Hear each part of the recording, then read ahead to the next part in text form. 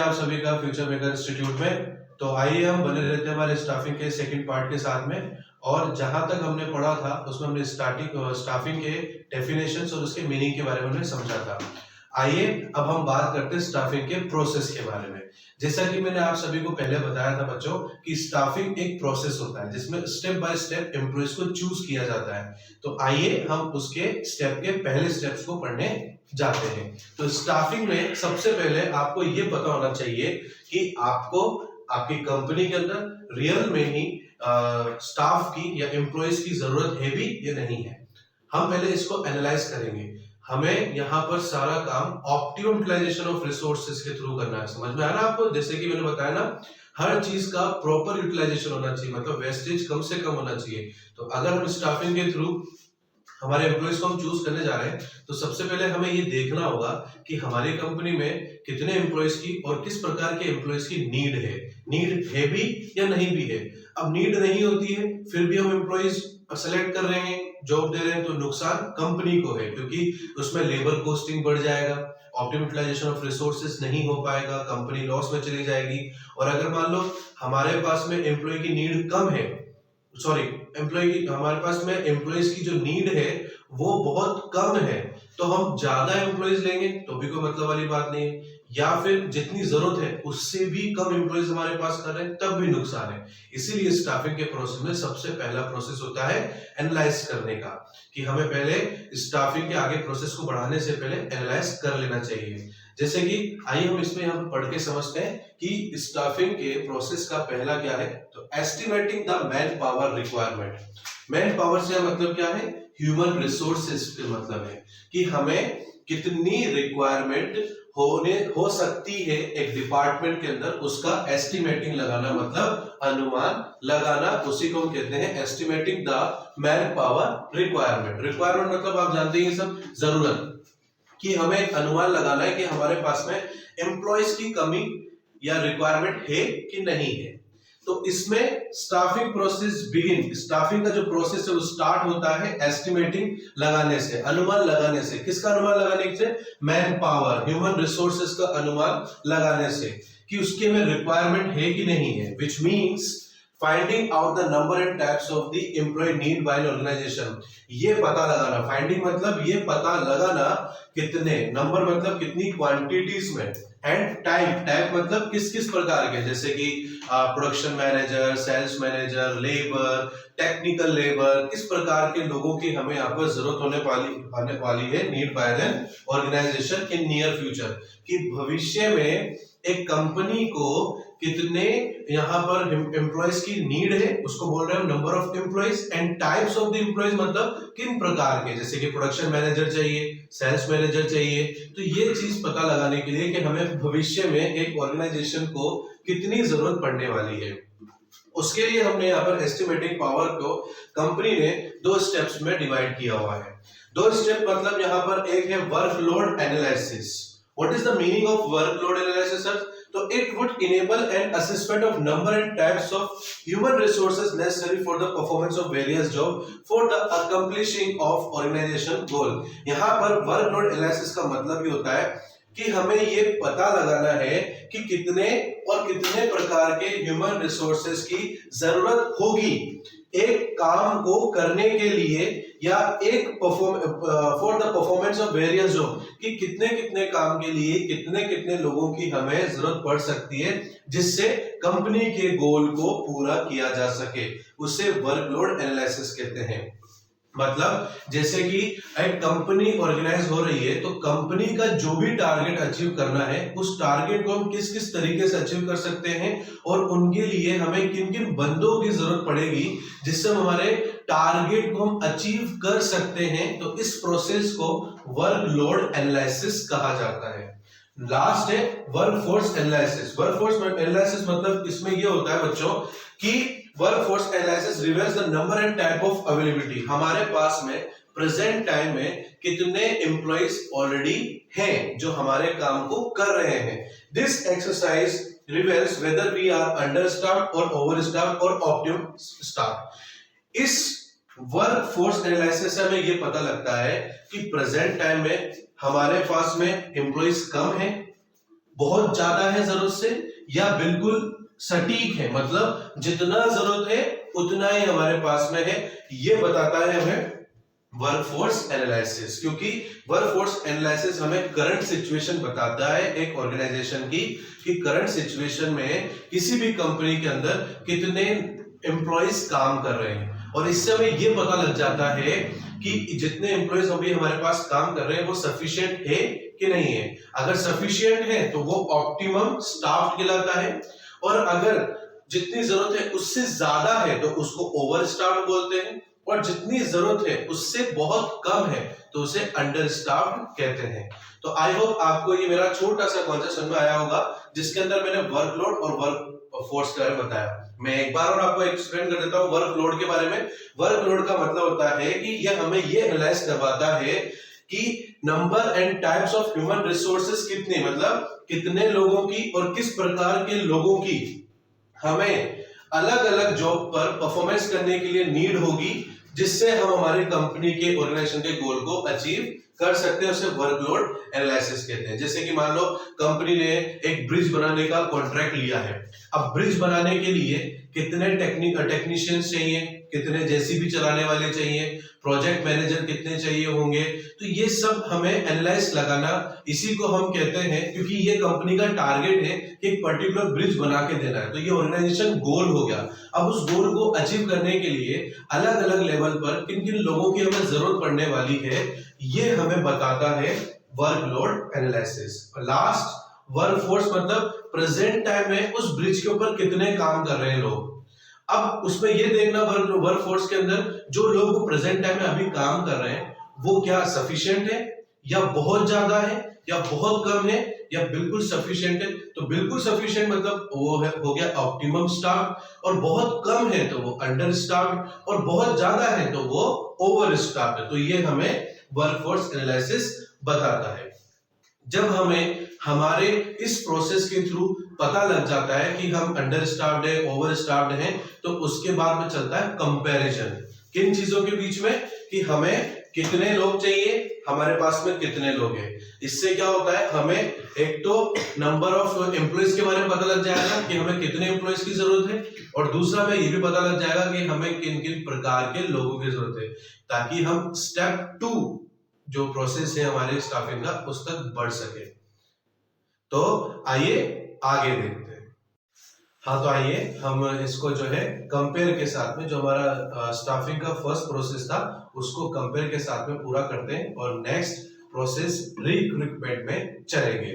तो कंपेयर कैसे करेंगे बच्चों, जब एक बार मैनेजर ने workload analysis and workforce analysis के थ्रू ये पहचान लिया कि हमारे पास में ज्यादा एम्प्लॉइज हैं, कि बहुत कम एम्प्लॉइज हैं, कि स्टेबल है, जब ये जान लेंगे तो हमें एग्जैक्ट सिचुएशन हमारी कंपनी की पता लग जाएगी, और उसके बाद हम काम कर सकते हैं। भाई अगर जैसे मान लो अंडर स्टाफ्ड है तो जाहिर सी बात है हम वहां पर और भी रिक्रूटमेंट करेंगे और वहां पर एम्प्लॉइज को हमारे काम देंगे। और अगर मान लो हमारे पास बहुत ज्यादा है तो या तो हम वहां से उन एम्प्लॉइज को हमेशा के लिए रिमूव कर देंगे, या फिर हमारी फर्दर ब्रांच पर उनका ट्रांसफर कर देंगे। तो इस तरीके से क्या होगा, कंपनी का optimum utilisation of resources on human पर हो पाएगा। देखिए हम इसको पढ़ के भी देख लेते हैं एक बार। After doing workload analysis and workforce analysis, the manager compare both excess of workload over workforce, मतलब दोनों में कंपैरिजन वो कर लेगा। इंडिकेट्स अंडर स्टाफ, अगर मान लो स्टाफ बहुत कम है, you need to appoint more people.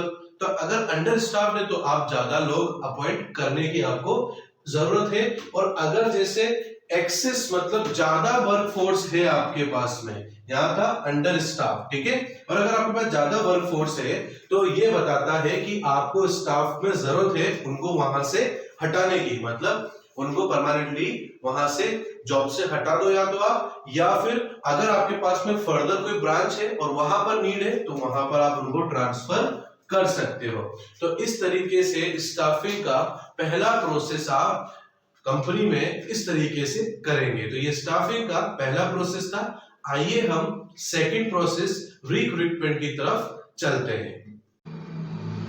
तो आइए बच्चों अब हम चलते हैं स्टाफिंग के सेकंड प्रोसेस के ऊपर। तो सेकंड प्रोसेस है रिक्रूटमेंट। अब ये क्या होता है, तो वैसे तो हम इसको ना आम भाषा में भर्ती बोलते हैं, तो बहुत से बच्चे समझ जाएंगे कि what is the meaning of भर्ती। भर्ती एक हिंदी में मीनिंग होता है जिसका मतलब क्या होता है, ऑर्गेनाइजेशन अनाउंस करती है कि आइए हमारे पास में इस पर्टिकुलर जॉब के लिए वैकेंसी है, तो जो भी बंदा हमारे इस टर्म्स एंड कंडीशंस को इस जॉब के लिए पूरी कर सकता है वो अप्लाई कर सकता है हमारी ऑर्गेनाइजेशन के अंदर, तो इसे हम रिक्रूटमेंट बोलते हैं। तो आइए इसको हम नोट्स के अकॉर्डिंग भी देख लेते हैं। रिक्रूटमेंट में be defined as the process of searching, मतलब ढूंढना, फॉर प्रोस्पेक्टिव एम्प्लॉय।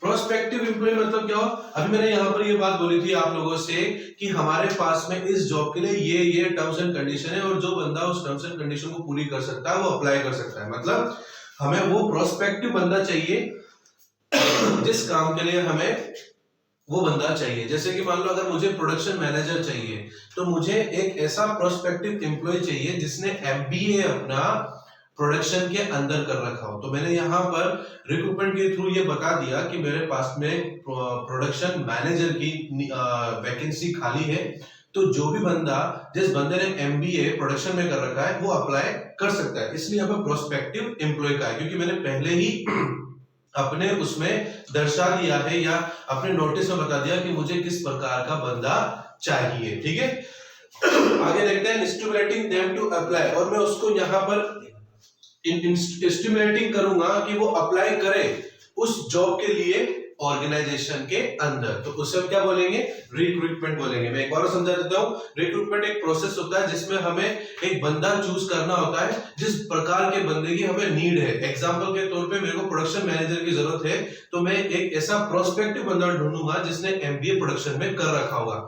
मैं ऑलरेडी यहाँ पर अनाउंसमेंट करूंगा ऑर्गेनाइजेशन के थ्रू कि मुझे इस पर्टिकुलर जॉब के लिए इस प्रकार के बंदों की जरूरत है और इतनी क्वांटिटी में मुझे जरूरत है। तो वहां पर इस चीज को पढ़कर लोग अप्लाई करेंगे मेरे पास में या ऑर्गेनाइजेशन के पास में।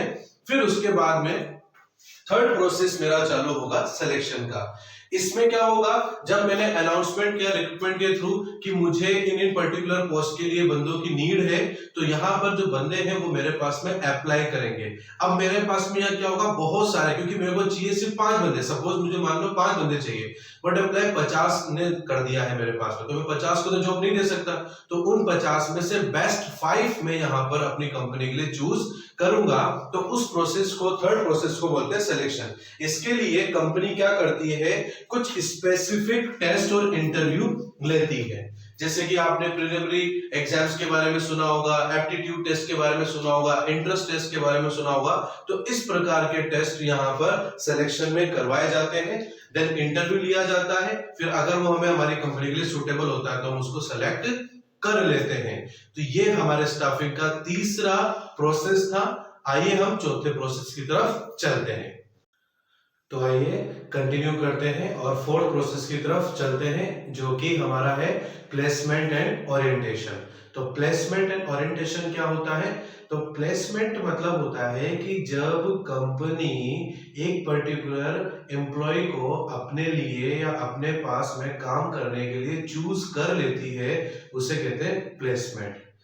जो भी बंदा जिस भी काम करने के लिए जिस कंपनी के अंदर अप्लाई करता है और कंपनी उसको चूज कर लेती है, तो उस प्रोसेस को प्लेसमेंट कहा जाता है। और बाद में बात आती है ओरिएंटेशन की, कि सर ओरिएंटेशन क्या होता है। तो ओरिएंटेशन बच्चों ये होता है कि जब जो एम्प्लॉय हम हमारे काम के लिए चूज कर लेते हैं, सेलेक्ट कर लेते हैं, तो उस एम्प्लॉय को कंपनी के इंटरनल एनवायरनमेंट के साथ में कंफर्ट करवाया जाता है, कंफर्टेबल करवाया जाता है, फेमिलराइज करवाया जाता है, फ्रेंडली करवाया जाता है, ताकि वो आराम से इंटरनल एनवायरनमेंट के अंदर काम कर सके। उसको थोड़ा काम के बारे में इंट्रो भी दिया जाता है ताकि उसको पता चल जाए कि कंपनी किस तरीके से अपने काम को करवाती है। आइए इसको पढ़कर भी समझ लेते हैं। तो देखो लिखा है कि placement refers to the employ occupying the position or post for which the person has to be selected। Placement का मतलब होता है एम्प्लॉय को वो पोजीशन या वो पोस्ट दे देना जिसके लिए उसने अप्लाई किया था और उसको सेलेक्ट कर लिया गया है, उस चीज को कहते हैं प्लेसमेंट। बात समझ में आई आपको? मैं दोबारा रिपीट करता हूं, placement refers to the employ occupying the position. यहाँ पर प्लेसमेंट क्या होता है, रेफर्स उसको समझाया गया है एम्प्लॉय के ऑक्यूपाइंग से, मतलब कंपनी के अंदर उसने जिस पोस्ट के लिए अप्लाई किया था, कंपनी ने उसको उस पोस्ट के लिए सेलेक्ट कर लिया है, तो उस प्रोसेस को प्लेसमेंट कहते हैं। और ओरिएंटेशन क्या होता है, ओरिएंटेशन मतलब होता है कि उस आए हुए नए एम्प्लॉय को इंट्रोड्यूसिंग कराना, इंट्रोड्यूसिंग द सिलेक्टेड एम्प्लॉयज, उस सिलेक्टेड एम्प्लॉय को इंट्रोड्यूस कराना, जो ऑलरेडी कंपनी के क्या है एम्प्लॉयज हैं उनके साथ इंट्रोड्यूस करवाना, और familiarising him with the rules and regulations policy of the organisation, और उसको मैंने कहा ना यहाँ पर इंट्रो देना कंपनी का, तो मतलब यहाँ पर जो ऑलरेडी एम्प्लॉयज काम कर रहे हैं उसके साथ नए एम्प्लॉय को मिलाना, इंट्रोड्यूस कराना, और साथ ही साथ में कंपनी के रूल्स एंड रेगुलेशंस को भी समझाना उस नए एम्प्लॉय को, इसे कहते हैं ओरिएंटेशन। आइए इसके बाद हम देखते हैं ट्रेनिंग एंड डेवलपमेंट। देखो हर एम्प्लॉय चाहे वो कितना भी अच्छा बेसिक नॉलेज या कितना भी अच्छा नॉलेज लेकर क्यों ना आया हो, या उसने कितनी भी अच्छी क्वालिफिकेशन गेन क्यों ना कर रखी हो उस पर्टिकुलर पोस्ट के लिए जिस पे उसको सेलेक्ट किया गया है, कितना भी हो जाए, बट फिर भी वो एम्प्लॉय अधूरा होता है ट्रेनिंग और डेवलपमेंट के बिना, क्योंकि ट्रेनिंग उसको कंफर्टेबल फील करवाती है, कॉन्फिडेंस दिलाती है उस पर्टिकुलर काम के ऊपर जो वो करने वाला है। क्योंकि हो सकता है उस बंदे ने सिर्फ उस काम के लिए थ्योरेटिकल नॉलेज ली हो, प्रैक्टिकल नॉलेज ना ली हो, तो प्रैक्टिकली ट्रेनिंग के दौरान उससे करवाया जाता है उस काम को, ताकि उसके अंदर कॉन्फिडेंस आ सके उस काम करने के लिए और वो इजी वे में कर सके, ताकि कंपनी का एक लक्ष्य है ऑप्टिमाइजेशन ऑफ रिसोर्सेज वो पूरा हो सके। आइए इसको हम पढ़ के भी देख लेते हैं कि to improve the competence of employ, मतलब क्या होता है, ये ट्रेनिंग जो है इम्प्रूव करती है एम्प्लॉय की योग्यता, कॉम्पिटेंस मतलब योग्यता, और मोटिवेट करती है उसको, ये बहुत जरूरी है, इट इज नेसेसरी, ये बहुत जरूरी है to provide training and development, उसको ट्रेनिंग देना और डेवलपमेंट देना बहुत जरूरी होता है, अपॉर्चुनिटी फॉर एम्प्लॉय, ये ट्रेनिंग एंड डेवलपमेंट की अपॉर्चुनिटी एम्प्लॉय को देना बहुत जरूरी होता है, ताकि वो ताकि वो अपने आप को अपनी स्किल को इंप्रूव कर सके और अपने परफॉर्मेंस को अपनी जॉब के लिए बेटर कर सके, इसीलिए ट्रेनिंग एंड डेवलपमेंट बहुत जरूरी होता है। मैं एक और समझा देता हूं, किसी भी योग्य एम्प्लॉय के लिए ट्रेनिंग बहुत जरूरी होता है, क्योंकि उससे उसकी और योग्यता इंप्रूव होती है और साथ ही साथ में उसको मोटिवेशन भी मिलता है अपने काम को करने के लिए, क्योंकि जैसे ही वो कंफर्टेबल होगा, कॉन्फिडेंस आएगा उसमें उस काम करने के लिए, तो वो अपना मोटिवेट हो जाएगा। और ये बहुत जरूरी भी होता है कि ट्रेनिंग एंड डेवलपमेंट की अपॉर्चुनिटी उस एम्प्लॉय को, सिलेक्टेड एम्प्लॉय को दी जाए, ताकि वो अपने स्किल्स को हमेशा इंप्रूव करता रहे और अपनी जॉब को एक बेटर वे में करता रहे। तो ये था हमारा 5वां प्रोसेस। चलिए हम नेक्स्ट प्रोसेस की तरफ चलते हैं। हाँ, तो आइए हम नेक्स्ट प्रोसेस की तरफ चलते हैं, 6 पे, परफॉर्मेंस एप्रिशिएशन। भाई क्या होता है, जब हमने सिलेक्शन कर लिया, एक बेहतरीन हमारे लिए एम्प्लॉय हमने चूज कर लिया, उसको हमने ट्रेनिंग भी दे दिया है, अब हम क्या करेंगे, हमारे लिए और उसके लिए काम करेंगे, वो करेंगे परफॉर्मेंस एप्रिशिएशन मतलब का। तो इसका मतलब क्या होता है, इसका मतलब मैं आपको एकदम ऐसा समझाता हूँ कि जैसे अब जो बंदा आया है हमारे पास एज ए एम्प्लॉय काम करने के लिए, वो इम्प्रूवमेंट कर रहा है कि नहीं कर रहा है, या ट्रेनिंग की वजह से या किसी भी पर्पस की वजह से अगर वो ग्रोथ नहीं कर पा रहा है, तो उससे क्या होगा, मैनेजर्स को पता लग जाएगा कि ये एम्प्लॉय ग्रोथ कर रहा है तो अच्छी बात है, नहीं कर रहा है तो क्यों नहीं कर रहा है, तो उसको दोबारा ट्रेनिंग दी जाए ताकि वो अपने परफॉर्मेंस लेवल को इम्प्रूव कर सके। तो ऐसा जब भी पॉसिबल है जब एम्प्लॉय कोई स्टैंडर्ड परफॉर्मेंस डिसाइड करे उस बंदे के लिए, और फिर स्टैंडर्ड परफॉर्मेंस से कुछ दिनों बाद में उसके करंट जो अभी वो काम कर रहा है उसको और जो पहले काम करता था कंपेयर करें, कि एक स्टैंडर्ड परफॉर्मेंस उसके लिए डिसाइड की जाए, जिससे वो कंपेयर करेंगे मैनेजर्स उस एम्प्लॉय की करंट परफॉर्मेंस को और पास्ट परफॉर्मेंस को। इससे पता लग जाएगा कि कंपनी के अंदर जो हमने नया एम्प्लॉय चूज किया है, जिसको हमने ट्रेनिंग दी है, इतना टाइम लगाया है, वो क्या अच्छा इंप्रूवमेंट कर रहा है कि नहीं कर रहा है। और दूसरा, उस एम्प्लॉय के लिए क्या होता है, एक्सपेक्टेड टू नहीं जानना बहुत जरूरी होता है जो उसका स्टैंडर्ड टाइम है, ताकि कोई भी supervisor is to provide the employ feedback on his और परफॉर्मेंस, ताकि तभी तो एज अ मैनेजर अगर मैंने कोई बंदा चूज करके कंपनी के लिए सेलेक्ट किया है, उसको ट्रेनिंग दिया है, सब कुछ किया है, अब मैं उसको स्टैंडर्ड के परफॉर्मेंस से उसके पास्ट परफॉर्मेंस और करंट परफॉर्मेंस को जो है यहाँ पर कंपेयर करूंगा, और कंपेयर करने के बाद में मैं उस एम्प्लॉय को भी बताऊंगा कि देखो तुम्हारा परफॉर्मेंस कैसा है। मैं उसको क्या करूंगा, एम्प्लॉय को फीडबैक दूंगा कि तुम्हारा परफॉर्मेंस बहुत अच्छा है या ठीक ठाक है या अच्छा नहीं हो रहा है, इसको और इम्प्रूव करने की जरूरत है कि नहीं है। इससे क्या होगा, कंपनी को भी पता चल जाएगा और एम्प्लॉय को पता चलेगा, तो एम्प्लॉय भी क्या करेगा, सपोर्ट करेगा अपने अंदर परफॉर्मेंस को इम्प्रूव करने की, ताकि खुद के भी जो है कहते हैं ना कि खुद के करियर को भी बेटर बना सके और एम्प्लॉय को एज और एक कंपनी को भी एक बेटर जो है आउटपुट निकाल कर दे सके। तो आई होप ये परफॉर्मेंस एप्रिशिएशन आपको समझ में आएगा। हम नेक्स्ट पे बात करते हैं प्रमोशन एंड करियर प्लानिंग। देखो क्या होता है ना, जब कोई बंदा आपके पास में काम करने के लिए आता है, कंपनी ज्वाइन करता है, तो उसकी भी कुछ एक्सपेक्टेशंस होती हैं, तो उसमें से एक है प्रमोशन एंड करियर। जब किसी एम्प्लॉय को आपके पास करने में, काम करने में अगर उसको अपना करियर नजर आएगा, है ना, उसको अपना जो है प्रमोशन नजर आने लगेगा, तो वो क्या होगा, बेटर वे में काम करेगा। इसीलिए जरूरी है कि हर कंपनी जो है, क्योंकि प्रमोशन क्या होता है, integral part of people career, बहुत इंपॉर्टेंट पार्ट होता है पीपल के किसी भी इंसान के करियर में, क्योंकि प्रमोशन जहां जिस उसको जब काम के लिए refers to bring place in promotion, जब उसको जो है पोजीशन के लिए bring to place in position of increase responsibility, क्योंकि क्या होता है ना, जैसे प्रमोशन होता है तो रिस्पॉन्सिबिलिटी बढ़ती है। यूजुअली मीन इस प्रमोशन एंड करियर का मतलब क्या होता है, मोर पे, रिस्पॉन्सिबिलिटी एंड जॉब सेटिस्फेक्शन। इसका तो ये होता है प्रमोशन का कि सामने वाले बंदे ने अच्छा काम किया है तो एक तो क्या होता है, रिवॉर्ड के रूप में उसको लगता है। दूसरा ये कि प्रमोशन मतलब क्या होता है, एक दूसरी फर्दर पोजीशन भेजना जहां पर रिस्पॉन्सिबिलिटी उसके ऊपर ज्यादा होगी। तो यहाँ पर यूजुअली क्या होना चाहिए, फिर उसके लिए मोर पे होना चाहिए ताकि उसको काम करने में मजा आए, क्योंकि बहुत इंपॉर्टेंट चीज होती है पे, मोर पे करना, ठीक है ना। रिस्पॉन्सिबिलिटी एंड जॉब सेटिस्फेक्शन भी उसको यहाँ पर मिलेगा। आइए सिलेक्शन के लास्ट प्रोसेस की तरफ देखते हैं, उसका नाम है कंपनसेशन, जो कि बहुत इंपॉर्टेंट है। आपके पास कोई एम्प्लॉय काम कर रहा है तो उसको एक वेल प्लान्ड, अगर लेबर है तो वेजेस दे, या वेल प्लान्ड उसको सैलरी दे। उससे क्या होगा, उसको काम करने का एक फाइनेंशियली मोटिवेशन भी मिलेगा, क्योंकि देखो पैसों की नीड सभी को होती है। तो कंपनसेशन एक बहुत अच्छी चीज है। तो हर कंपनी को जो है एक बेटर प्लानिंग करनी चाहिए अपने वेजेस को लेकर, अपने सैलरीज को लेकर, ताकि अच्छे से काम कर सके। आइए इसको लैंग्वेज में पढ़ लेते हैं। Compensation refers to all form of pay और रिवॉर्ड। वो आपको कंपनसेशन, जो भी आपने काम किया है वो किसी पे या रिवॉर्ड के रूप में दिया जाए एम्प्लॉइज को।